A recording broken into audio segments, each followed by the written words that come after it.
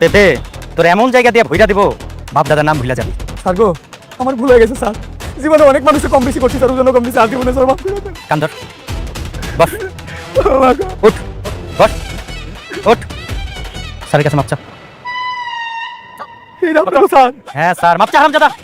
Sir আমার ভুল হয়ে গেছে, আমার মাফ করে দেন স্যার। আমার শেহজাদের স্মৃতি ফিরে আসছে 100%। আমি 100% শিওর বৌমা। না মা, এখনো প্রপার সিটি ফিরে আসেনি।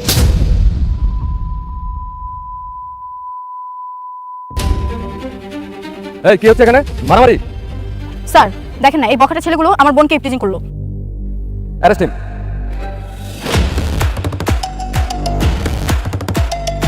অ্যারেস্টিং মানে? আপনারা ওকে কেন অ্যারেস্ট করছেন? আপনারা পুলিশ আমার এখানে নিয়েছেন কেন? হ্যাঁ সরি স্যার, আপনাকে টেকনিক্যালি এখানে নিয়ে এসেছি যাতে কেউ বিশ্বাস করতে না পারে যে আপনি আমার আন্ডারে আছেন। কেন আনছেন? আর আমি কোথায়? আমি কই আছি?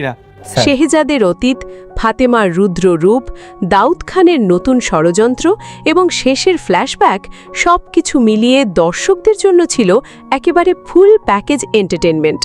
তাই আজকের এই ভিডিওতে আমরা শুরু থেকে শেষ পর্যন্ত পুরো এপিসোডের বিস্তারিত রিভিউ করব এবং শেষে জানাবো আগামী পর্বে কি কি ঘটতে পারে। তাই ভিডিওটি শেষ পর্যন্ত অবশ্যই দেখবেন। এপিসোডের শুরুতেই আমরা দেখতে পাই ফাতেমার একেবারে ভয়ঙ্কর রূপ। শেহজাদের গায়ে হাত তোলার পর ফাতেমা স্পষ্ট ভাষায় জানিয়ে দেয় শেহজাদ শুধু তার স্বামী নয়, তার জীবনের সবচেয়ে গুরুত্বপূর্ণ মানুষ। আর শেহজাদের স্মৃতি যদি পুরোপুরি ফিরে আসে তাহলে দাউদ খানের জন্য সামনে খুবই খারাপ সময় অপেক্ষা করছে। এরপর গল্পের মোড় ঘুরে যায় শেহজাদের অতীতের দিকে। গোলাম এখনও নিজের আসল পরিচয় পুরোপুরি মনে করতে না পারলেও তার বিশ্বস্ত পিএস ধীরে ধীরে সব সত্য সামনে আনতে শুরু করে।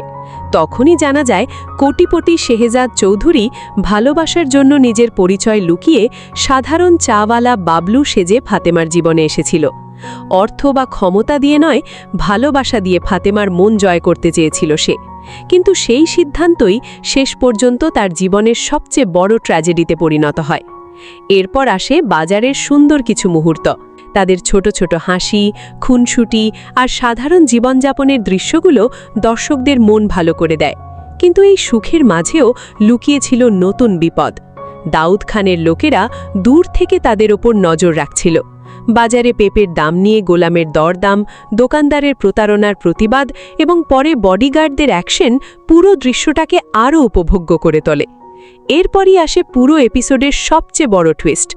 দাউদ খানের হাত থেকে প্রিয়াকে বাঁচানোর জন্য শেহজাদ নিজের সুইস ব্যাংকের পাসওয়ার্ড পর্যন্ত দিয়ে দেয়। এই ঘটনায় শেহজাদের মা এবং পরিবারের সবাই নিশ্চিত হয়ে যায় যে তার স্মৃতি ধীরে ধীরে ফিরে আসছে।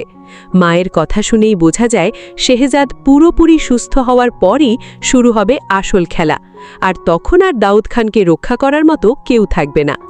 এরপর রাস্তায় কিছু বখাটে নিশিতাকে উত্তেজক করলে গোলাম এক মুহূর্তেও দেরি না করে তাদের শিক্ষা দেয়। এই দৃশ্যে আবারও পুরনো শেহজাদের সাহস আর ব্যক্তিত্বের ঝলক দেখা যায়।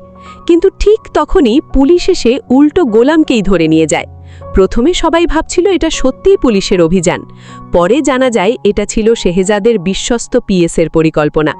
মূল উদ্দেশ্য ছিল দাউদ খানের চোখ এড়িয়ে শেহজাদকে নিরাপদ জায়গায় নিয়ে যাওয়া, যাতে তার চিকিৎসা এবং স্মৃতি ফেরানোর কাজ নিরাপদে করা যায়। এরপর শুরু হয় সবচেয়ে আবেগমহ অংশ। ব্যাঙ্গলোতে নিয়ে গিয়ে শেহজাদকে তার অতীত মনে করানোর চেষ্টা করা হয়। তখনই আমরা দেখি সেই বিয়ের দিনের হৃদয় বিদারক ফ্ল্যাশব্যাক। ফাতেমা জানতে পারে সাধারণ চাওয়ালা বাবলু আসলে কোটিপতি শেহজাদ চৌধুরী। বিষয়টা সে ভালোবাসা হিসেবে না দেখে প্রতারণা হিসেবে নেয়। শেহজাদ বারবার বোঝানোর চেষ্টা করলেও ফাতেমা কিছুতেই তাকে ক্ষমা করতে পারেনি, আর এই ঘটনাই তাদের সম্পর্ক ভেঙে দেয়। আমার মনে হয়েছে এই মানসিক আঘাতই হয়তো শেহজাদের জীবন পুরোপুরি বদলে দিয়েছে এবং সেখান থেকেই শুরু হয়েছে গোলামের নতুন পরিচয়। এখন যদি আগামী পর্বের কথা বলি তাহলে আমার ধারণা খুব শিগগিরই শেহজাদের স্মৃতি পুরোপুরি ফিরে আসবে। আর একবার যদি সে আগের শেহজাদ চৌধুরী হয়ে ফিরে আসে তাহলে দাউদ খানের সাম্রাজ্য টিকিয়ে রাখা খুব কঠিন হবে। একই সঙ্গে ফাতেমাও যখন পুরো সত্যটা জানতে পারবে তখন হয়তো সে বুঝতে পারবে শেহজাদ কখনো তাকে ঠকাতে চায়নি, বরং নিজের পরিচয় লুকিয়েছিল শুধু তার ভালোবাসা পাওয়ার জন্য। সেখান থেকেই হয়তো আবার তাদের সম্পর্কের নতুন অধ্যায় শুরু হবে। সব মিলিয়ে আমার কাছে দুনিয়া টাকার গোলাম 13 ছিল অসাধারণ একটি এপিসোড। অ্যাকশন, ইমোশন, কমেডি, রহস্য আর টুইস্টের সব কিছুর দারুণ সমন্বয় ছিল এই পর্বে। এখন আপনার কি মনে হয়, আগামী এপিসোডেই কি শেহজাদের স্মৃতি পুরোপুরি ফিরে আসবে, আর দাউদ খানের শেষ কি সত্যিই শুরু হয়ে গেছে? আপনার মতামত অবশ্যই কমেন্টে জানাবেন।